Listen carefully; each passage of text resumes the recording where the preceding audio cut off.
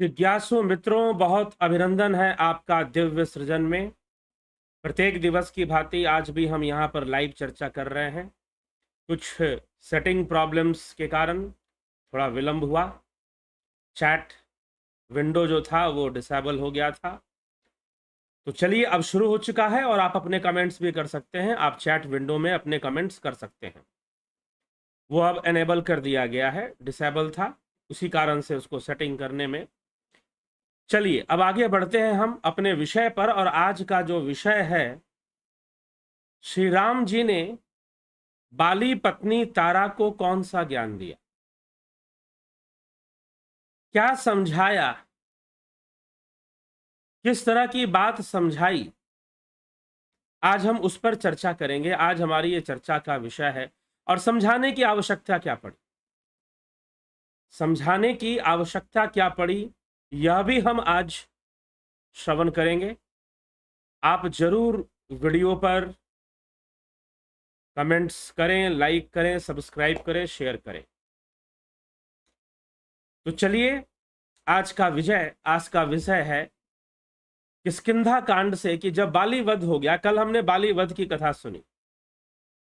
बाली का वध भगवान ने छुपकर किया, न्याय था या अन्याय था, इस पर पूरी चर्चा हमने कल की। यदि आपको सुनना है वह विषय, वह व्याख्यान, तो जरूर आप कल के वीडियो पर जाकर अवश्य सुने कि बाली वध न्याय था या अन्याय था। आप उसे अवश्य जाकर सुनिए। तो श्री रामचंद्र जी यही बाली से कहते हैं, मूल तो ही अतिशय अभिमाना, नारी सिखावन करसी नकाना, मम भुज बल आश्रित तो ही जानी, मारा चहसी अधम अभिमानी। मूल तो ही अतिशय अभिमाना, तुझे बहुत अभिमान हो गया था। नारी सिखावन करसी नकाना, तेरी पत्नी ने तुझे सिखाया था, तेरी पत्नी ने तुझे बताया था कि क्या करना चाहिए ऐसी स्थिति में। पत्नी ने तुझे अच्छी बातें बताई थी और मैंने भी तुझे मौका दिया था। श्री रामचंद्र जी ने बाली को मौका दिया था, उधर पत्नी ने भी सिखाया था कि आप सुग्रीव से लड़ने मत जाए। पहली बार जब बाली गया सुग्रीव के ललकारने पर, तभी स्वयं अयोध्या के दो राजकुमार काल विजयी हैं दोनों, और वो पधारे हैं और सुग्रीव का साथ दे रहे हैं। आपको चाहिए कि आप उनसे मिलिए, मुलाकात कीजिए।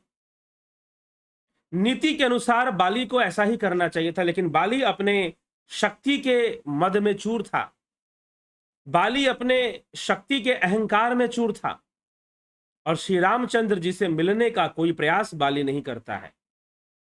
दोबारा बुलाने पर एक मौका मिलता है, फिर भी उसकी बुद्धि नहीं जागती, और दोबारा बुलाने पर सुग्रीव के लड़ने जाता है, उसका वध होता है। और बाली कहता है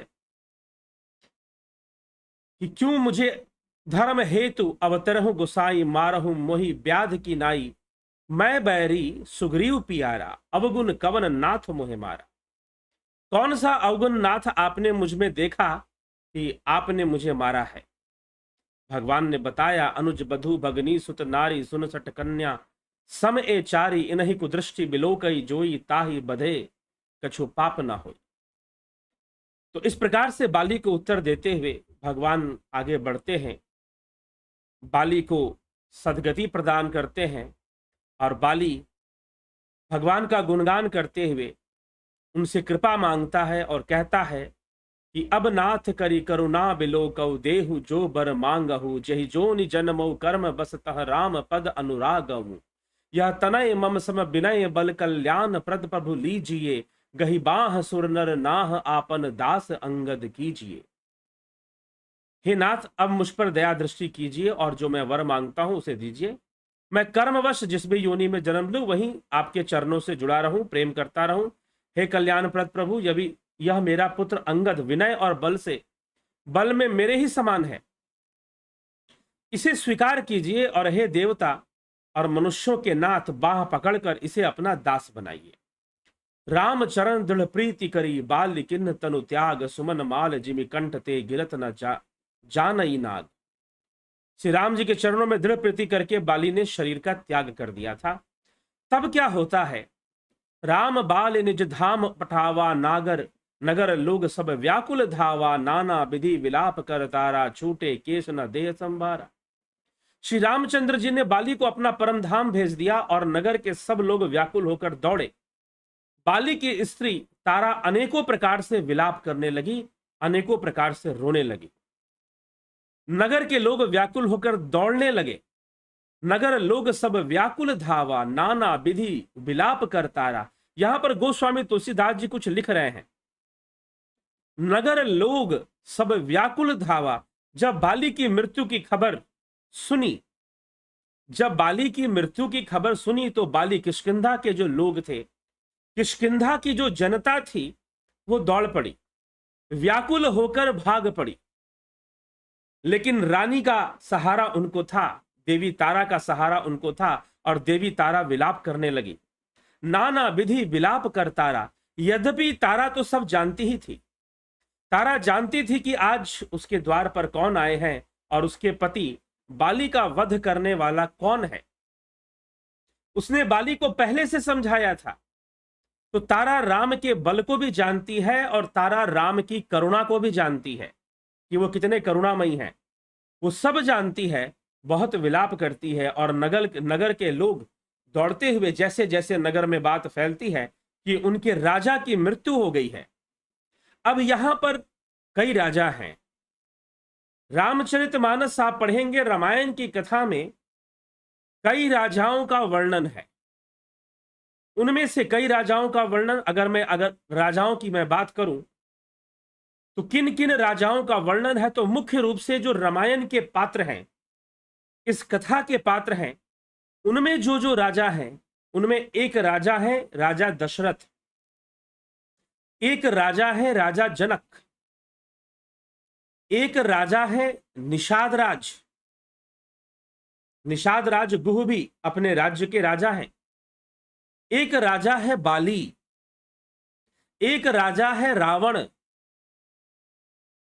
तो जब आप मानस पढ़ेंगे या रामायण पढ़ेंगे तो जनता, जो प्रजा है, राजा का मिजाज तो समझाया गया है, लेकिन प्रजा का भी मिजाज समझाया गया है।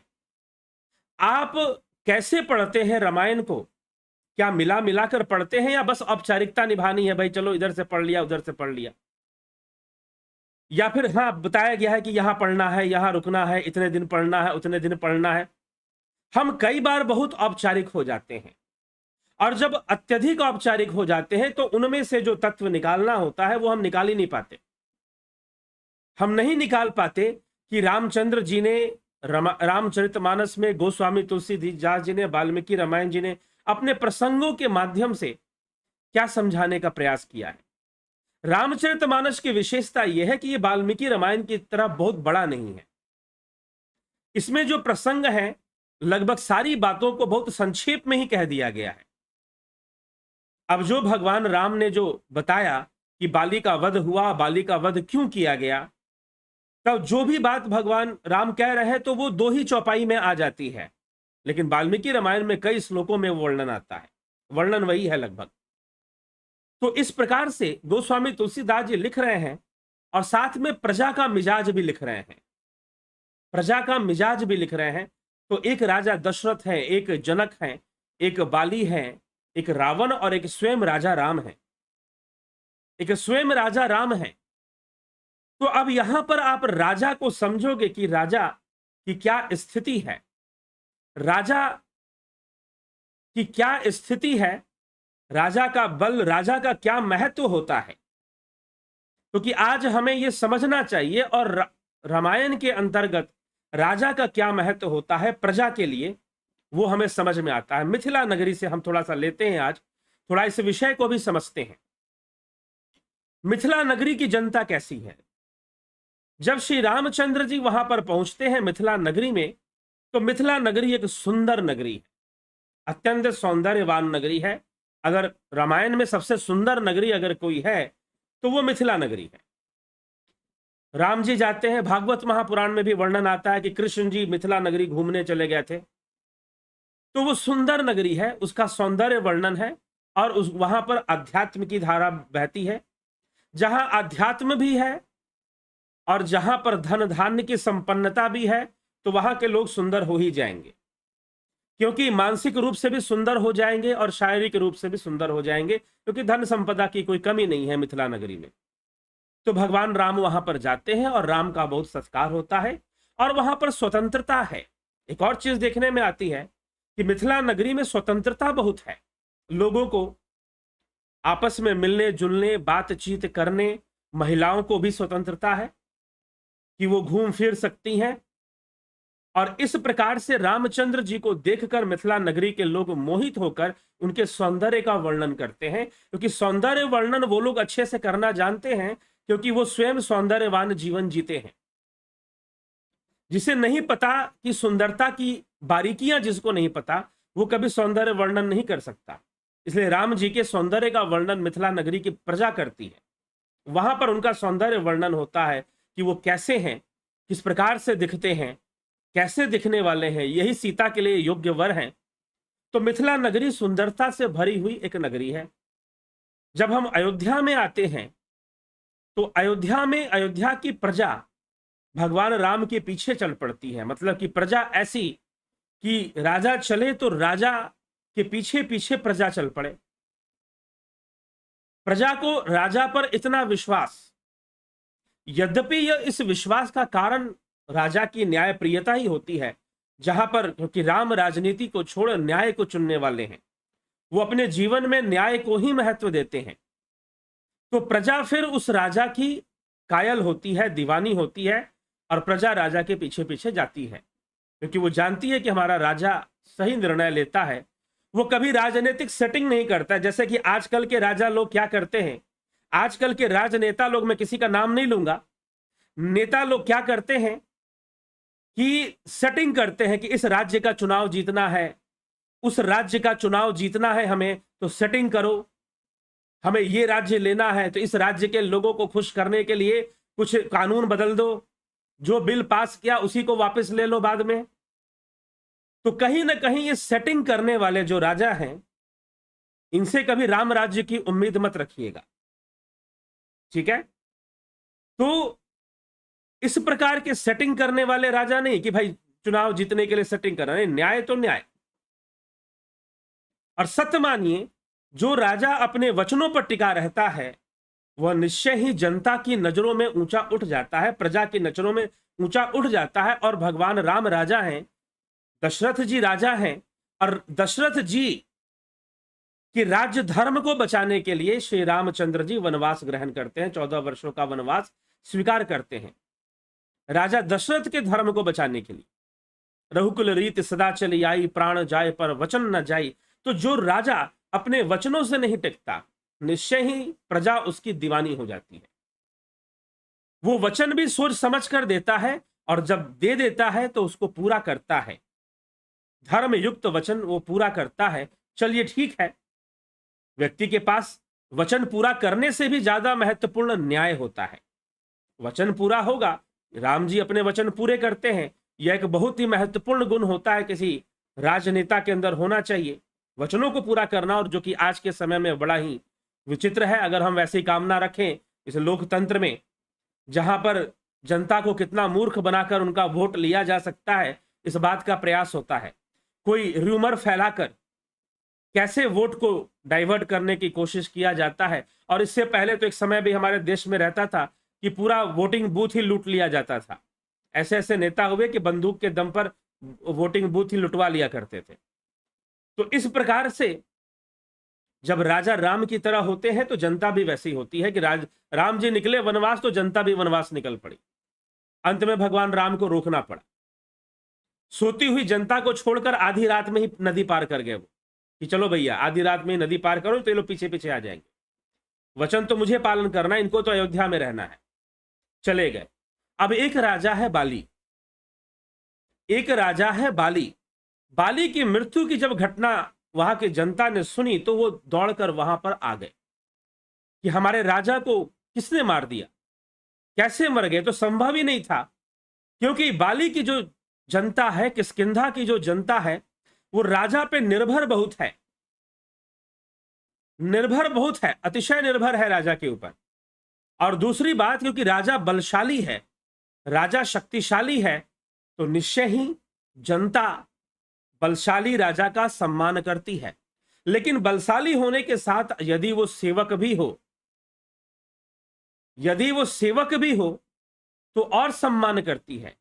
तो किष्किंधा की जनता बाली से दुखी नहीं है, इस बात का प्रमाण यहां रामायण देती है। किष्किंधा की जनता बाली से दुखी नहीं है, उन्हें दुख इस बात का है कि दोनों भाइयों में युद्ध नहीं होना चाहिए।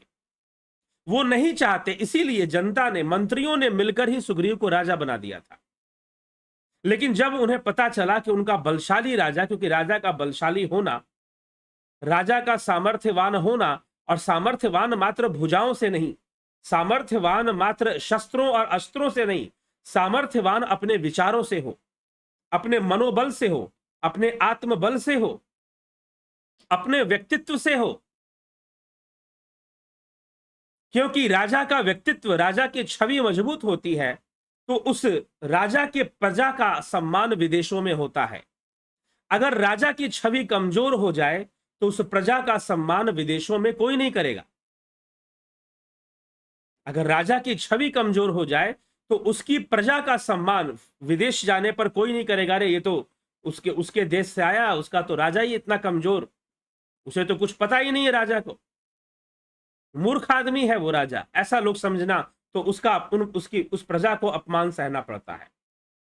लेकिन बाली की छवि ऐसी नहीं है, इसीलिए बाली की जो जनता है वो दौड़े हुए आती है, और एक और राजा है और उसकी भी जनता है। वो राजा है रावण, और उसकी भी प्रजा है। कहते हैं कि जब हनुमान जी को रावण ने पकड़ लिया और उनकी पूंछ में आग लगा रहा था, तो लंका की जनता बड़ी प्रसन्न होकर बड़ी प्रशंसा करती है। सुंदरकांड जब आएगा तो हम इसकी चर्चा और अच्छे से करेंगे। तो बड़ी प्रसन्न होती है कि भाई इसने बलशाली बानर को पकड़ लिया, हमारे राजा ने, देखो हमारा राजा कितना वीर है। और जब हनुमान जी ने लंका जरा दिया तो लंका की जनता बोलने लगी, हमारा राजा मूर्ख है, हम पहले से कह रहे थे कि इस वानर से पंगा मत लो, वानर पता नहीं क्या क्या कर देगा, और देखो पूरी लंका में आग लगा दिया। तो लंका की राजा कैसी है, प्रजा कैसी है, जैसा उसका राजा है। राजा लंपट है, राजा छद्म वेश धारण कर स्त्री का हरण कर लेता है। राजा का चरित्र कैसा है, भले भले बलशाली हो, लेकिन प्रजा जानती है कि हमारा राजा कैसा है। बलशाली होने से क्या होता है तो लंपट, और वेश बदलकर स्त्रियों का हरण करता है, प्रजा जानती है। तो इसीलिए प्रजा ने पहले जब अच्छा कर दिया तो गुण गा दिया, बुरा कर दिया तो अपमान भी किया, अपने ही राजा का अपमान शुरू कर दिया लंका के जनता ने, ऐसा वर्णन आता है। लेकिन बाली की जनता ऐसी नहीं है। बाली की जनता वहां पर आती है और देवी तारा जो है वहां पर बैठी हुई हैं, और देवी तारा जो है विलाप करती हैं। लोग भी विलाप करते हैं बाली के इस मृत्यु पर। भगवान राम बाली को सदगति प्रदान कर तारा को समझाने में लग जाते हैं कि तारा बहुत विलाप करती है। इसीलिए गोस्वामी तुलसीदास जी यहां पर लिखते हैं कि नाना विधि विलाप कर तारा, छूटे केस न देह संहारा। बाली की पत्नी तारा अनेक प्रकार से विलाप करने लगी, उसके बाल बिखर गए, देह की सुधि वो भूल गई, अपने देह की सुधि वो भूल गई। तारा बिकल देखी रघुराया, दीन ज्ञान हर लीन ही माया। कि तारा बिकल देखी रघुराया, तारा को इस प्रकार से व्याकुल देखकर भगवान राम ने तारा को ज्ञान दिया जिसकी वो अधिकारिणी थी, क्योंकि तारा कोई साधारण स्त्री नहीं थी। समुद्र मंथन से निकली दिव्य कन्या थी तारा, समुद्र मंथन से निकली दिव्य कन्या थी, देवी थी तारा। बाली की कठोर तपस्या और बाली का बहुत बड़ा बल देखकर, क्योंकि बाली ने राक्षस राज रावण को भी अपने काख में दबाकर रखा था, उसके बल को देखकर, उसकी तपस्या को देखकर तारा बाली को ही दी गई थी, वानर राज बाली को दिया गया था। तो बाली जो था, तारा उसकी पत्नी, और तारा एक महान विभूति थी। जिस प्रकार से मंदोदरी ने रावण को शिक्षा दी, तारा ने भी बाली को शिक्षा दी कि भाई ऐसा मत करो। और भगवान राम ने कहा भी कि नारी सिखावन सिखाई, तो नारी के सिखाने पर भी तुम नहीं मानते हो। तुम्हारी पत्नी ने तुम्हें बुद्धि दी थी, तुम्हें समझ दिया था, तुम्हें सुनना चाहिए था। लेकिन बाली ने कुछ भी नहीं सुना, अभिमान के वशीभूत। तो किष्किंधा की जनता जानती है कि राजा अहंकारी है लेकिन बलशाली है, उसका भाई सुग्रीव, दोनों के बीच में बहुत इस प्रकार से युद्ध चल रहा है जो कि उचित नहीं है। जनता जानती है, जनता नहीं चाहती कि दोनों भाइयों के बीच में युद्ध हो, क्योंकि इससे राष्ट्र कमजोर होगा, हमारा राज्य कमजोर पड़ेगा। इसलिए दोनों किष्किंधा की जनता व्याकुल होती है और व्याकुल होकर दुख मनाती है, कि इतना दुख मनाती है कि उनका राजा की आज मृत्यु हो गई है। सुग्रीव हैं भगवान राम तारा को समझाने के लिए, तारा बिकल देखि रघुराया, दीनी ज्ञान लीनी हर माया, हरि लीनी माया, क्षितिजल पावक गगन समीरा, पंच रचित अति अधम शरीरा। अब भगवान राम तारा को ज्ञान देते हैं। कौन सा ज्ञान देते हैं? कौन सा ज्ञान देते हैं तारा को? तारा को परम तत्व का ज्ञान देते हैं, तत्व ज्ञान देते हैं। अगर यहां पर जो चौपाइयां गोस्वामी तुलसीदास जी लिख रहे हैं, अगर उसके अनुसार हम देखें तो भगवान राम तारा को तत्व ज्ञान देते हैं। सांख्य दर्शन के 24 तत्व, जिसके अंदर ये 4 पंचभूत आते हैं, चित जल पावक गगन समीरा, पंच रचित अधम शरीरा। तो भगवान राम कहते हैं तारा से, तारा बिकल देखि रघुराया, दिन ज्ञान हर लिन्ही माया, क्षितिजल पावक गगन समीरा, पंच रचित अति अधम शरीरा, प्रगट सुतनु तब आगे सोवा, जीव नित्य कही लगी तुम रोवा, उपजा ज्ञान चरण तब लागी, लिन ने सी परम भक्ति बर मांगी। भगवान राम तारा से कहते हैं कि शरीर तो प्रत्यक्ष तुम्हारे सामने सोया हुआ है और जीव नित्य है, फिर तुम किसके लिए रो रही हो? भगवान राम तारा से भावुक हुई, तारा से व्याकुल हुई, तारा से अपने पति के वियोग में विलाप करती हुई तारा से भगवान राम प्रश्न करते हैं कि तारा, तुम इतना अधिक विलाप किसके लिए करती हो? किसके लिए करती हो? क्या इस शरीर के लिए करती हो या अपने पति के लिए करती हो? तुम्हारा पति कौन है ये बताओ। गोस्वामी तुलसीदास जी एक चौपाई में ही बहुत बड़ा रहस्य खोल देते हैं। भगवान राम तारा को तत्व ज्ञान देते हैं और तत्व ज्ञान देते हुए कहते हैं कि यह शरीर तो पंच तत्वों से, अधम तत्वों से बना हुआ है। क्षिति जल पावक गगन समीरा, पृथ्वी तत्व, जल तत्व, अग्नि तत्व, वायु तत्व और आकाश तत्व, इनसे यह शरीर बना हुआ है। पंच तत्व से यह अधम शरीर बना हुआ है। यह शरीर यहीं पे पड़ा हुआ है। तुम अपना पति किसे मानती हो? क्या इस शरीर को मानती हो या उस जीव को मानती हो जो इसके भीतर से काम कर रहा था, कर्म कर रहा था, बोल रहा था, बातचीत कर रहा था? हे तारा, मृत्यु किसकी हुई है? क्या उस जीव की हुई है या शरीर की हुई है? भगवान राम यही प्रश्न तारा से कर रहे हैं और यही बात कह रहे हैं। प्रगट सो तनु तब आगे सोवा, जीव नित्य कही लगी तुम रोवा। तुम किसके लिए रो रही हो भाई? इस शरीर के लिए रो रही हो या जीव के लिए रो रही हो? शरीर नष्ट हुआ है, शरीर तो सोया हुआ है, लेकिन वह जीव इस शरीर को छोड़ के जा चुका है। तुम्हारा विलाप किसके लिए है? तुम किसके लिए रो रही हो? और वो जीव नित्य है, ईश्वर अंश जीव अविनाशी, वह जीव तो अविनाशी ही है। तुम विलाप किसके लिए कर रही हो? शरीर के लिए कर रही हो या जीव के लिए कर रही हो? क्या यह शरीर तुम्हारा पति है या वो जीव तुम्हारा पति है? तुम्हारा पति कौन है? किसने तुमको अपनी अर्धांगिनी बनाया था? इस शरीर ने बनाया था या जीव ने बनाया था? प्रश्न है यहां पर। तुम किसकी पत्नी हो? इस शरीर की पत्नी हो या उस जीव की पत्नी हो? इतनी गूढ़ बात, आत्मज्ञान की बात, ब्रह्म ज्ञान की बात, तत्व ज्ञान की बात भगवान राम देवी तारा से क्यों कर रहे हैं? पीछे भी तो उन्होंने वध किए थे। कबंध राक्षस को मारा, विराध को मारा, ताड़का को मारा, सुबाहु, मारिच, खरदूषण, इन सब का भी तो भगवान राम ने वध किया था, लेकिन उन सब से तो ऐसी बातें नहीं की थी। उनके परिजन तो रोए होंगे वहां पर भी, लेकिन श्री रामचंद्र जी क्यों तारा से ऐसी बातें कर रहे हैं? क्यों तारा से आत्मज्ञान की बातें कर रहे हैं? क्यों तारा से तत्व ज्ञान की बातें कर रहे हैं? क्योंकि तारा इसके योग्य है,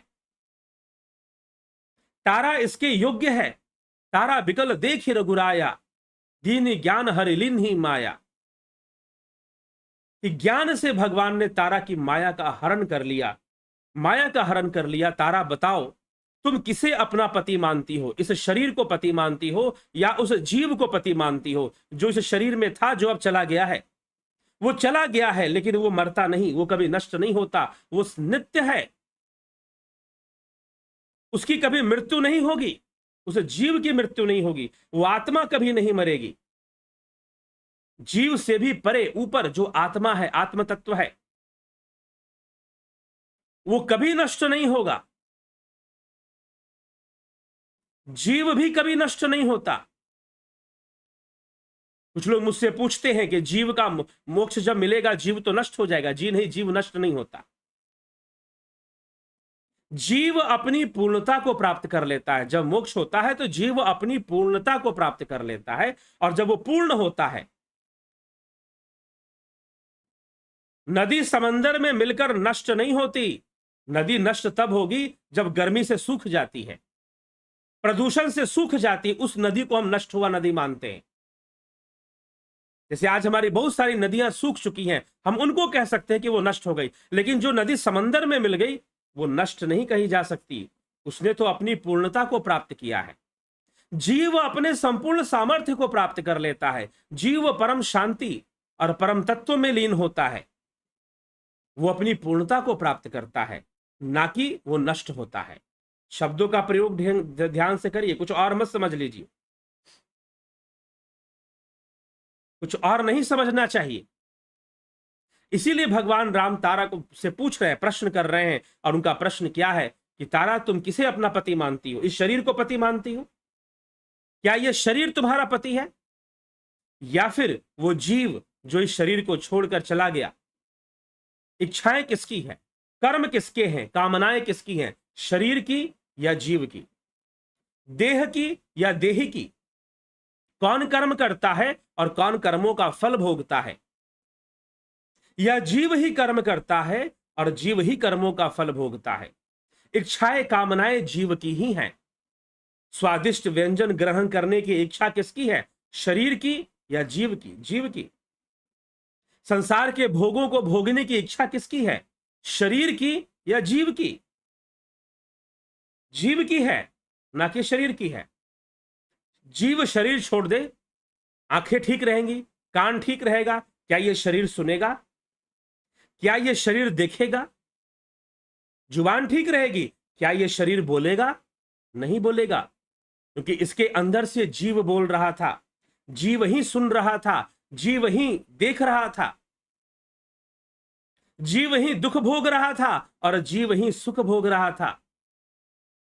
कोई दूसरा सुख दुख नहीं भोग रहा था, यह जीव ही सुख भोग रहा था, जीव ही दुख भोग रहा था। और इस जीव ही, जैसे कि वासांसी जलनानि यथा विहाय नवानि देहानि नरो प्राणी, श्री कृष्ण भगवान कहते हैं अर्जुन को समझाते हुए, द्वितीय अध्याय सांख्य योग नामक अध्याय, कि यह देही देह का त्याग करता है। जीवात्मा इस देह को त्यागती है, जैसे कि पुराने वस्त्रों को छोड़कर हम नूतन वस्त्र धारण करते हैं, वैसे ही मनुष्य भी जब अपना शरीर छोड़ता है तो पुराने को छोड़कर नया शरीर धारण करता है। वैसे ही बाली, वैसे तो अपना धाम भगवान ने बाली को दिया, लेकिन बाली तो यही कहता है कि कर्म के हिसाब से जहां भी मुझे जाना हो मैं जाऊंगा, लेकिन आपके चरणों में प्रीति रहे। लेकिन साथ में गोस्वामी जी ये भी लिख देते हैं कि उसे परम पद की ओर भगवान राम भेजते हैं। ये भी चर्चा कर देते हैं कि राम बाली निज धाम पठावा, भगवान राम ने बाली को अपने धाम में भेज दिया। इस प्रकार से भी वर्णन आ रहा है। तो इसीलिए उसे बहुत ऊंचा स्थान भी प्राप्त होता है, जो योगियों को प्राप्त होता है, क्योंकि अंत में वो पूरी तरह से निष्काम होकर अपने पुत्र और अपनी पत्नी को भी भगवान राम के चरणों में ही समर्पित करता है कि अब आप ही इनके पिता हैं, आप ही इनके पिता समान हैं, आप ही इनके रक्षक हैं। और ऐसा कहकर बाली वहां से अपना देह त्याग देता है, शरीर रह जाता है, जीव निकल जाता है, तोता उड़ जाता है, पिंजड़ा रह जाता है। तोता उड़ जाता है। बोले पिंजड़े का तोता राम, हरे राम राधे श्याम। सुना है आपने गीत ऐसा कोई? तो पिंजड़ा रह जाता है और तोता उड़ जाता है। तोता मरता नहीं है, पिंजड़ा ही मरता है, पिंजड़ा ही नष्ट होता है। भगवान राम तारा को समस्त तत्व ज्ञान, आत्मा क्या है, परमात्मा क्या है, ब्रह्म क्या है, जीव क्या है, माया क्या है, तत्व क्या है, सब समझाते हैं और उसकी माया का हरण कर लेते हैं। और देवी तारा का मन शांत हो जाता है, उनकी व्याकुलता नष्ट हो जाती है और वो शांत हो जाती हैं। और मरते मरते बाली अपने पुत्र को राम जी के चरणों में समर्पित कर देता है। और भगवान राम आगे क्या करते हैं? तो इस प्रकार से तारा को ब्रह्म ज्ञान मिलता है। भगवान राम उसे ब्रह्म ज्ञान का मार्ग देते हैं, उसे तत्व ज्ञान करवाते हैं। तत्व ज्ञान और ब्रह्म ज्ञान में क्या भेद है? थोड़ा भेद है। परम तत्व का ज्ञान होना ब्रह्म ज्ञान है, जो कि साधना के द्वारा होता है। तत्व ज्ञान भी साधना के द्वारा होता है, परंतु तत्व ज्ञान तत्वों का ज्ञान है। शरीर से लेकर सूक्ष्म शरीर, सूक्ष्म शरीर से लेकर आत्मा तक पहुंचने का जो ज्ञान है, पुरुष तक पहुंचने का जो ज्ञान है, उसे तत्व ज्ञान कह देते हैं। एक सीक्वेंस में तत्व ज्ञान आगे बढ़ता है। 24 तत्वों का ज्ञान और अंत में 25वां तत्व जो पुरुष है, जो परमात्मा ही है, उसका ज्ञान होना चाहिए। इसको तत्व ज्ञान कहा जाता है। अंततः उसी को ब्रह्म ज्ञान ही कहा गया है वेदांत में, उस परम पुरुष का ज्ञान होना। तो भगवान राम ब्रह्म ज्ञान में भी अब सिर्फ ब्रह्म का ज्ञान कैसे? जब तक तुम आत्मा को नहीं जानते, पंचकोश को नहीं जानते। तो आदि गुरु शंकराचार्य विवेक चूड़ामणि में पंचकोशों की चर्चा करते हैं। अन्नमय कोश, प्राणमय कोश, मनोमय कोश, विज्ञानमय कोश और आनंदमय कोश। एक साधक जब ध्यान योग करता है तो इन अनुभूतियों से गुजरता है, इन अनुभूतियों से गुजरता है। ये जो शरीर है, ये अन्नमय कोश है। वो शरीर से हटकर प्राणों का अभ्यास करता है, प्राणायाम करता है और प्राणमय कोश को जानता है। और फिर प्राण से हटकर मन के स्तर पर चला जाता है और वहां से हटकर बुद्धि, और बुद्धि से भी हटकर आत्मा के स्तर पर चला जाता है। कैसे जाओगे? स्टेप बाय स्टेप कैसे आगे बढ़ोगे? ध्यान योग ही एक साधन है। ध्यान योग ही साधन है। बिना ध्यान योग के यह बातें नहीं समझ में आ सकती कि कैसे हम अन्नमय कोश से प्राणमय कोश का अनुभव करेंगे, प्राणमय कोश से मनोमय कोश का अनुभव करेंगे, मनोमय कोश से विज्ञानमय कोश का अनुभव करेंगे और विज्ञानमय कोश से आनंदमय कोश का अनुभव करेंगे। कैसे अनुभव करेंगे? जब सही से ध्यान योग होगा तो सीक्वेंस में ये सारी चीजें हमारी अनुभूति में आ जाती हैं, अनुभूति में आ जाती हैं सारी चीजें, मात्र कहने की बात नहीं है। तो इन तत्वों का अनुभव और इसी के साथ पंच तत्वों से बना शरीर, फिर इंद्रियां, तन्मात्राएं, पंच तत्व, पंच इंद्रियां, पंच कर्म इंद्रियां, पंच तन्मात्राएं, और फिर मन के स्तर पर बुद्धि को जानना और फिर उस आत्मा को जानना, प्रकृति को जानना और प्रकृति के बाद उस परम पुरुष को जान लेना, उस परम पुरुष तक पहुंच जाना। ये तत्व ज्ञान का मार्ग है। संभव कैसे है? तो ध्यान योग से ही संभव है। ध्यान योग, उपनिषदों ने ध्यान योग का ही मार्ग बताया है। ध्यान योग से ही संभव है। तो निश्चय ही हमें ध्यान योग का मार्ग अपनाकर इन रहस्यों को समझना चाहिए। और सबसे बड़ी बात, जीवन क्या है ये समझ में आता है, मृत्यु क्या है ये समझ में आता है। और तारा को यही समझ में आ रहा है, देवी तारा को यह समझ में आ गया कि जीवन क्या है और मृत्यु क्या है। तारा देखे बिकल, दारा बिकल देखे रघुराया, दीनी ज्ञान हरि लीन ही माया। ज्ञान देकर भगवान राम ने तारा की माया का हरण कर लिया। क्षितिजल पाव गगन समीरा, पंच तत्व रचित अति अधम शरीरा। यह अधम शरीर है, पंच तत्वों से बना। तुम किसको सत्य मानती हो, इस शरीर को या जीव को? प्रगट सुतनु तब आगे सोवा, जीव नित्य कही लगी तुम रोवा। तुम किसके लिए रो रही हो? इस शरीर के लिए रो रही हो या जीव के लिए रो रही हो?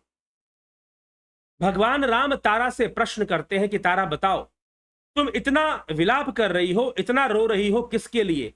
इस शरीर के लिए या उस जीव के लिए जो इस शरीर को छोड़ के जा चुका है? तारा से भगवान राम का यह प्रश्न है। तारा सोच में पड़ जाती है, मैं क्या उत्तर दूं? मैं किसके लिए विलाप कर रही हूं? मैं किसके लिए विलाप कर रही हूं? इस शरीर के माध्यम से ही तो मेरा पति मेरे साथ था, इस माध्यम से था, लेकिन क्या मेरा पति यही शरीर था? यह भी प्रश्न उठता है। तारा कुछ उत्तर नहीं दे पाती है। भगवान राम ही कहते हैं, जीव तो नित्य है और शरीर नश्वर है। शरीर की मृत्यु होने पर जीव की मृत्यु नहीं होती, शरीर की ही मृत्यु होती है। और आत्मा तो सर्वव्यापी है। तो जीव नष्ट नहीं होता, जीव शरीर को छोड़ता है, देही देह का त्याग करता है और बाहर निकल जाता है। तो भगवान श्री राम तारा को इस गूढ़ ज्ञान, आपने सुना होगा कि किस प्रकार से भगवान कृष्ण ने अर्जुन को ज्ञान दिया था जब वह विषाद से ग्रसित था, अवसाद से ग्रसित था और इस समय डिप्रेशन में था एक तरह से। और इस समय तारा की वही स्थिति है। श्री रामचंद्र जी ने वही महान ज्ञान जो कृष्ण ने अर्जुन को दिया था, वही ज्ञान आज तारा को दे रहे हैं। क्योंकि तारा को भी तो एक युद्ध लड़ना है। एक उसका पति बाली है, एक उसका युवा पुत्र राजकुमार अंगद हैं, उनके साथ अब जीवन जीना है। भगवान राम निश्चय ही न्याय करने वाले हैं आगे के विषय में, लेकिन फिर भी तारा की व्याकुलता है। राम बीच में है, तारा को इस बात का भरोसा है, लेकिन फिर भी तारा व्याकुल है, क्योंकि जिसके साथ जीवन बिताया इस शरीर के माध्यम से ही पति की अभिव्यक्ति थी। नष्ट क्या हुआ? विलाप किसके लिए करें? यह शरीर नष्ट हो गया, शरीर तो नश्वर है। जीव अविनाशी है, देही नहीं मरता, देह मरता है। इस देह को धारण करने वाला देही अपने शरीर को छोड़ दूसरा शरीर धारण करता है या परम धाम का वासी बनता है, मोक्ष को प्राप्त होता है अपनी योग साधना से, मार्गी बनता है, योगी बनता है और अपने योग बल से, इस कृपा से वो दोबारा शरीर धारण कर लेता है जो बाली को प्राप्त होगा और अपने योग और अपनी भक्ति को ही आगे बढ़ाता है। तारा सब समझ गई। तारा समझ गई कि मुझे बहुत अधिक विलाप नहीं करना चाहिए, अपने कर्तव्यों का निर्वाह करना चाहिए, अपने कर्तव्यों का निर्वाह करना चाहिए। शरीर तो नश्वर है, आज मेरे पति का देहांत हुआ है, कल मेरा भी देहांत होगा। जो संसार में आया है वो एक दिन जाएगा। आए हैं सो जाएंगे, राजा रंक फकीर, एक सिंहासन चढ़ी चले, एक बंधे जंजीर। जो जैसे जैसे कर्म करके जाता है तो वो जंजीरों में बनता है या सिंहासन पे जाके बैठता है, यह सब उसके कर्मों पर निर्भर करता है। काल के हाथ में तीर कमान, ना देखे बूढ़ा बच्चा जवान। काल के हाथ में तो तीर कमान, वो तो किसी को भी उठा कर ले जाए, गर्भस्थ शिशु को भी उठा लेता है।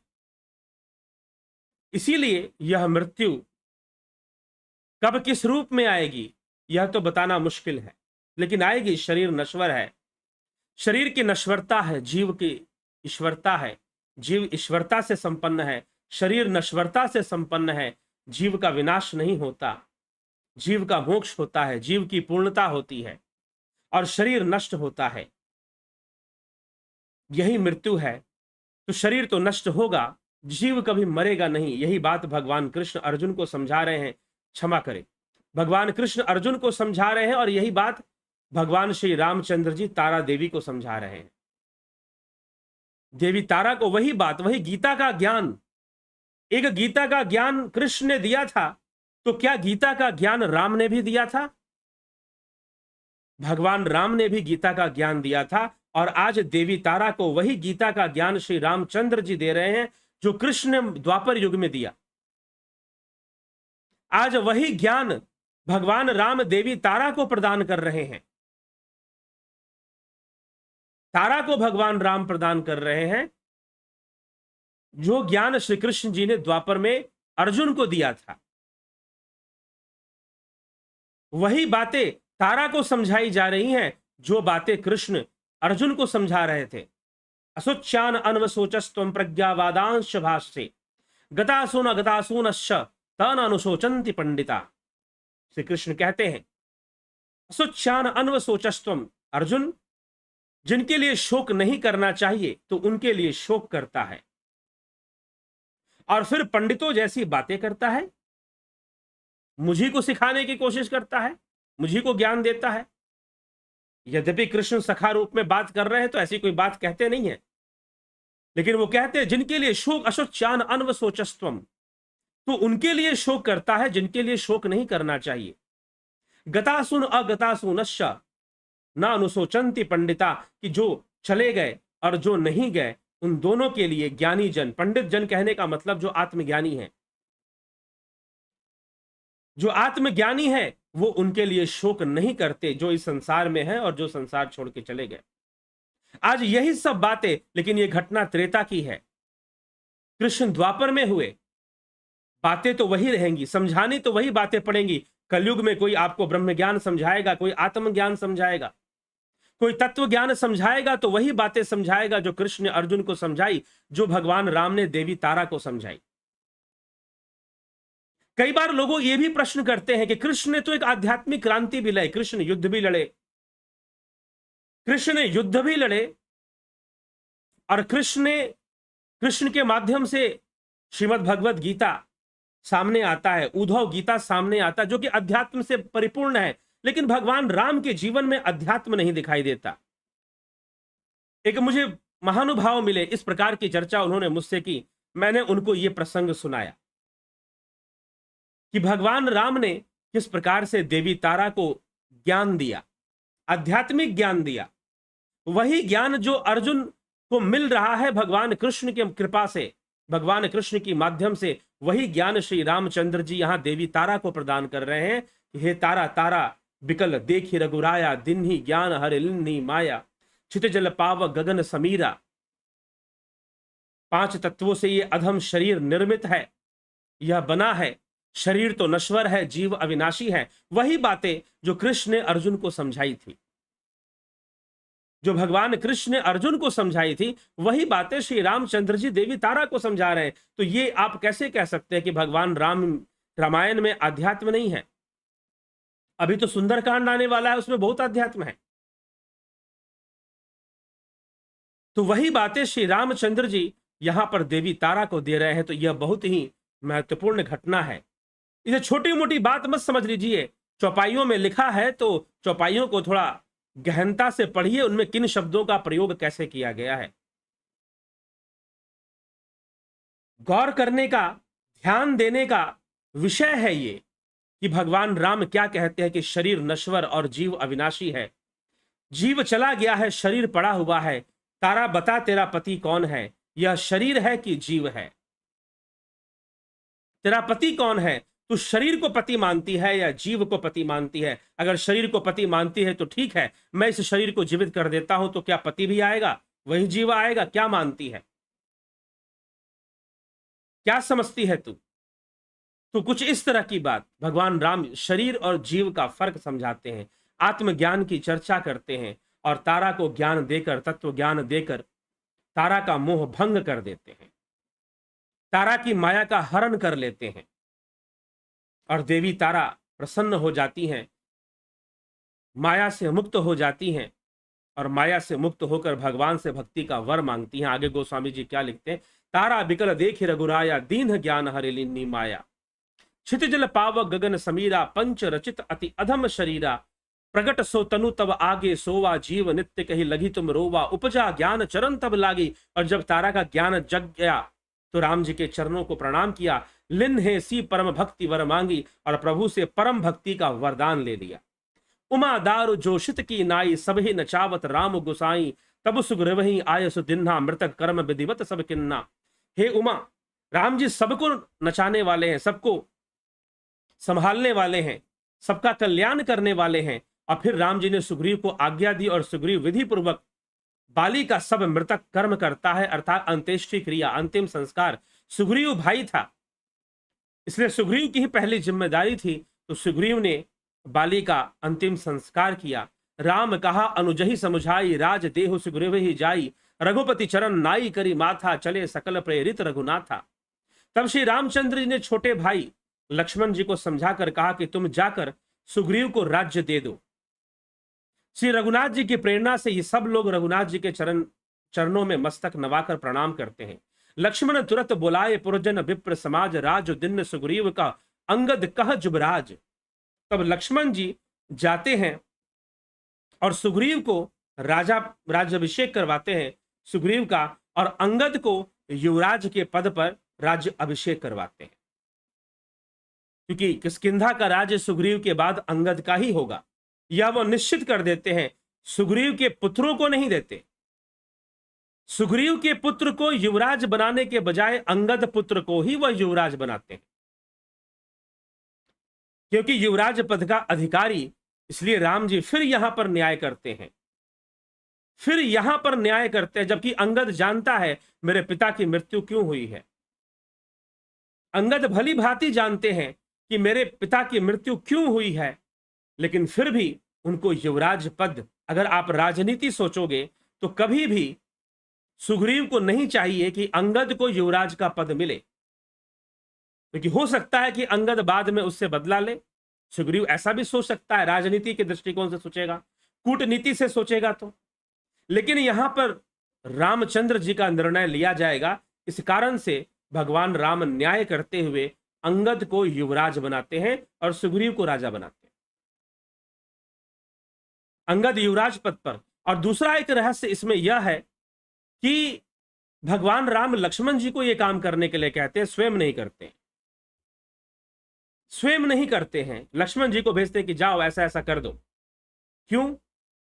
क्योंकि राम जी ने वनवास का प्रण ले रखा है और वन में रहना ही उनके लिए उनकी वचनबद्धता है कि उनको वन में रहना है। वह निषाद राज के नगर में भी नहीं गए, और बाली किष्किंधा का राज्य तो बहुत शक्तिशाली, निषाद राज के राज्य से भी बहुत सुंदर, संपन्नता से भरा हुआ, क्योंकि बाली बहुत सामर्थ्यवान राजा है।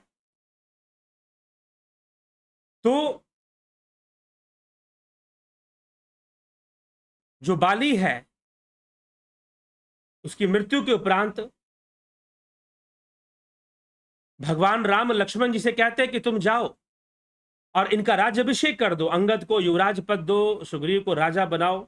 लेकिन स्वयं नहीं जाते, क्योंकि नगर में ना प्रवेश करने का प्रण ले रखा है श्री राम जी ने।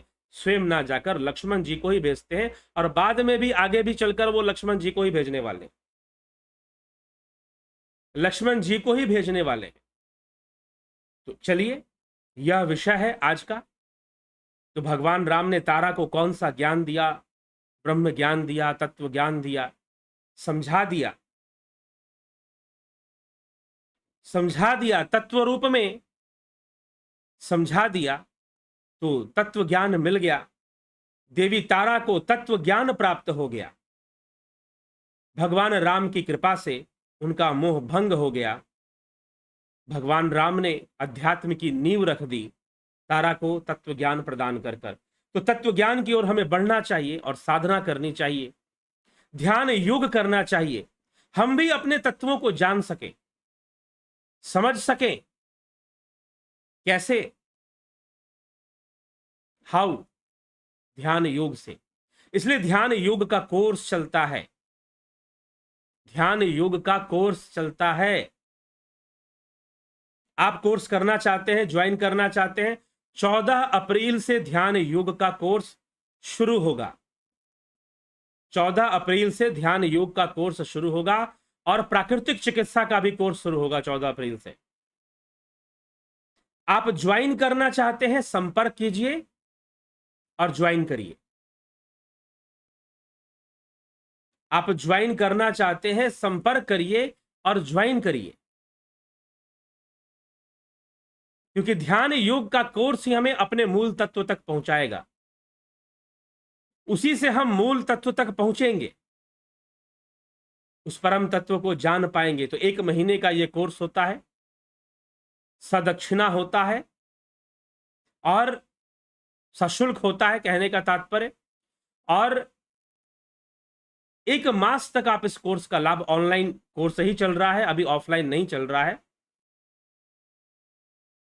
भविष्य में ऑफलाइन कोर्स आएगा, प्रयास में लगे हुए हैं कि ऑफलाइन कोर्स भी शुरू हो, तो निश्चय ही आपको सूचित किया जाएगा। लेकिन अभी ऑनलाइन ही चल रहा है, ऑफलाइन बिल्कुल कहीं भी नहीं चल रहा।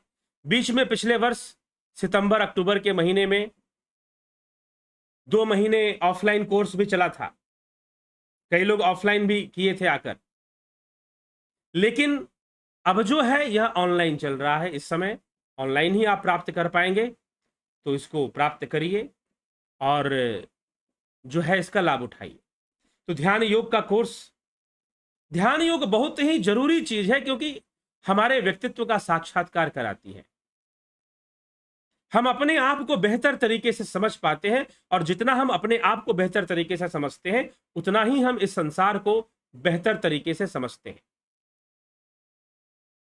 जितना हम अपने आप को बेहतर तरीके से समझते हैं, उतना हम संसार को भी बेहतर तरीके से समझते हैं।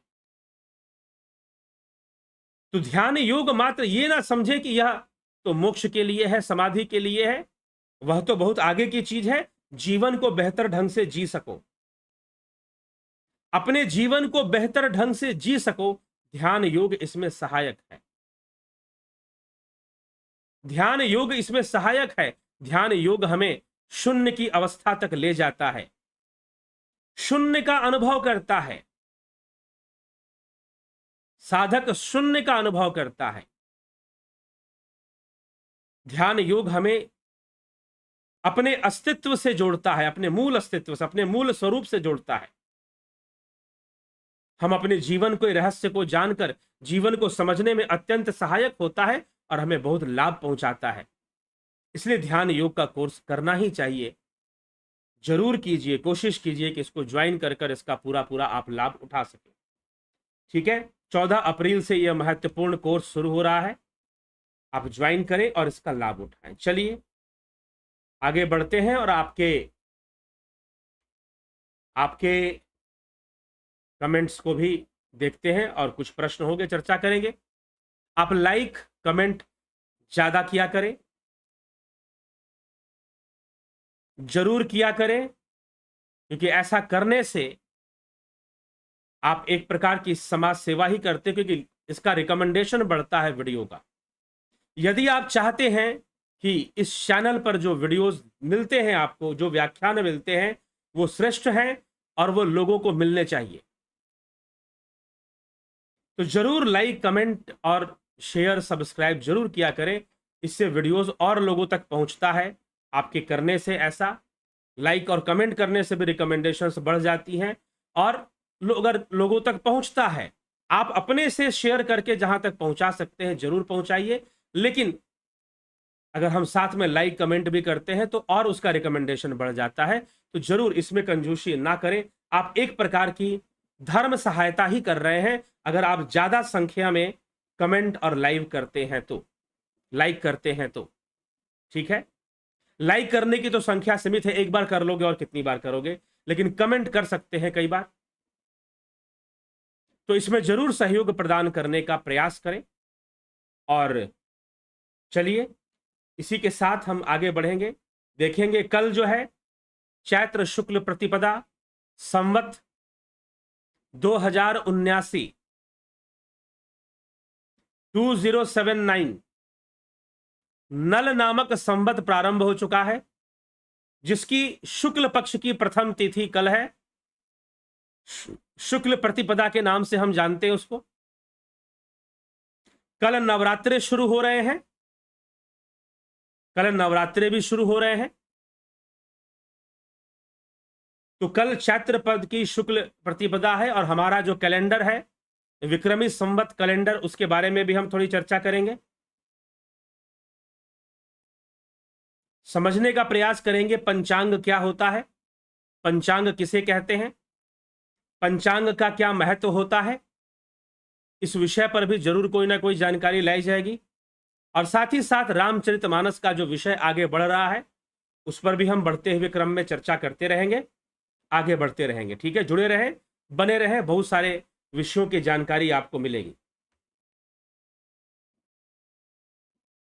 तो सतीश मास्टर जी, रमेश पेशवानी जी, रामनिवास मीना जी, सरोज साहू, विंदेश्वरी मिश्रा, अशोक श्रीवास, बबीता धीमान, स्मिता सावंत जी, रूपलाल विश्वकर्मा, योगेंद्र पंडित, भरत छबलानी, रामविलास जी, विनोद कुमार सूद, लाल बहादुर सिंह जी, अनिल कुमार, रतन सिंह जी, कन्हई कुमार जी, काशीनाथ जी, राकेश मराठे जी, विष्णु चंद्र मौर्य जी, बीकू कुचाड़िया जी, नगेंद्र सिंह जी, बिमला शाह, ज्योति दत्ता, रमेश सिंह, राम सिंह कश्यप, गणेश पवार, अवनी प्रधान, श्वेता राय सिन्हा, बलवंत सिंह गोहिल, मनीष यादव, राजू पाल, माधुरी कोले जी, मिथिलेश सिंह जी, गौरव सिंह जी, विक्रम सिंह जी, दयानंद जी, मोहन रावत, गंभीर शाह, जगत नारायण, सुरेश माने जी, ओम तत्सत बाई जी, मुक्ति के बाद भक्ति रह सकती है? क्या परमात्मा ऐसा वरदान दे सकते हैं? मुक्ति के बाद भक्ति रह सकती है, ऐसा तो वर्णन नहीं आता। क्यों, कहां पर आपने ऐसा पढ़ा कि मुक्ति के बाद भक्ति का वर्णन आ रहा हो? यहां तो तारा भक्ति का वरदान मांगती है और भगवान राम तारा को भक्ति का वरदान देते हैं और बाली को तो अपने निज धाम भेज देते हैं। ठीक, बाली को तो अपने इस प्रसंग के अनुसार अगर आप प्रश्न कर रहे हैं तो इस प्रसंग में तो ऐसा कहीं वर्णन नहीं है कि मुक्ति के बाद भक्ति रह सकती है।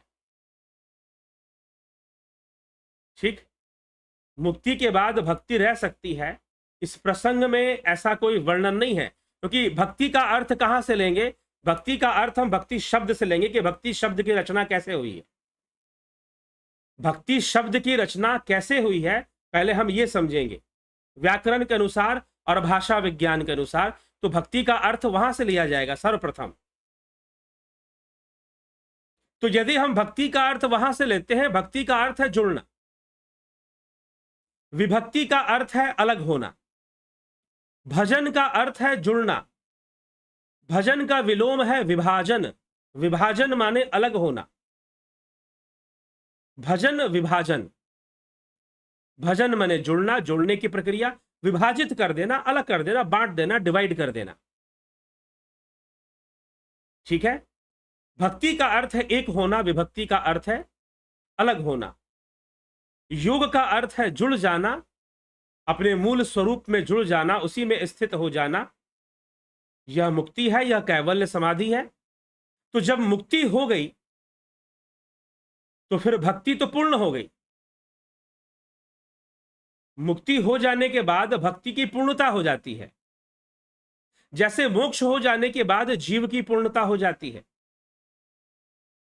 तो मुक्ति हो गई तो भक्ति तो पूर्ण हो गई। तो भक्ति रहने का अब जीव जीव नहीं है, जीव तो ब्रह्म हो गया। वैसे वो ब्रह्म ही है, परंतु अज्ञानतावश उसकी अभिव्यक्ति जीव रूप में है। जब वो आगे बढ़ गया ध्यान मार्ग पर, वो मुक्त हो गया, तो फिर उसका कोई मतलब नहीं है। तो इसीलिए मुक्ति के बाद भक्ति रह सकती है, ऐसी कोई बात, ये किस संदर्भ में ये प्रश्न है, और भगवान ऐसा वरदान दे कि मुक्ति के बाद भी भक्ति रहेगी, तो यहां पर तो ऐसा कोई वर्णन नहीं आ रहा कि मुक्ति के बाद भक्ति का वरदान मिल रहा हो। सविता नायक जी, चंद्रेश्वर पांडे जी, उत्कर्ष तिवारी जी, सचिन वार्डे जी, जय सिया राम जी, रविशंकर चौहान, हरिओम, क्या गोविंद कुमार, क्या मन काल निरंजन है? जी हां। रचना जी, गंगाराम गंगराडे जी, सुरेश माने जी, उद्धव गीता में आया है, उद्धव जी को मुक्ति के बाद भक्ति का वरदान मिला। दो अवस्थाएं हो सकती हैं, यहां पर दो अवस्थाएं हो सकती हैं। एक है जीवन मुक्त, जिसकी चर्चा आदि गुरु शंकराचार्य ने किया है, विवेक चूड़ामणि में भी यह बात है।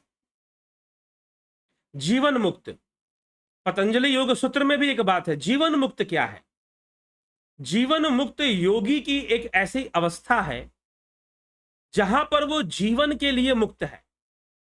जीवन के लिए मुक्त है मतलब अभी वो जीव रूप में ही है वो जीव, उसकी जीव अभिव्यक्ति अभी खत्म नहीं हुई है, लेकिन वह जन्म और उसका मरण कैसे होगा वो उसके ऊपर निर्भर करता है। वह स्थूल बंधन से मुक्त हुआ है लेकिन अभी मोक्ष को प्राप्त नहीं किया है। पतंजलि योग सूत्र इसका विस्तार करता है। तो वैसी अवस्था में हम कह सकते हैं कि जो योगी जीवन मुक्त हुआ है, मतलब कि ऐसी अवस्था को प्राप्त कर गया है जहां पर, ऐसी अवस्था को वो प्राप्त कर गया है जहां पर अब वो शरीर के बंधन में नहीं है, स्थूल जगत के बंधन में नहीं है, लेकिन सूक्ष्म रूप में है। अपनी इच्छा मात्र से वह सूक्ष्म यात्राएं कर सकता है, अपनी इच्छा मात्र से स्थूल देह का त्याग भी कर सकता है। जैसे आदि गुरु शंकराचार्य ने परकाया प्रवेश कर लिया था तो वो जीवन मुक्त थे। वैसे सिद्ध योगी जीवन मुक्त होते हैं तो उनके लिए हम कह सकते हैं कि वह जीवन मुक्त होकर भी भक्ति करेंगे, जीवन मुक्त होकर भी वो भक्ति करेंगे। बाकी मुक्ति के बाद उस प्रकार से भक्ति का कोई मतलब नहीं बनता कि जहां पर मुक्ति मुक्त हो गया, जीव मोक्ष को प्राप्त कर लिया, ब्रह्मलीन हो गया, तो फिर वहां पर इस बात का कोई प्रश्न नहीं उठता है। आप उद्धव गीता से वो प्रसंग कहां पर है उसको देख लिया जाएगा तो उस पर बताने का प्रयास किया जा सकता है।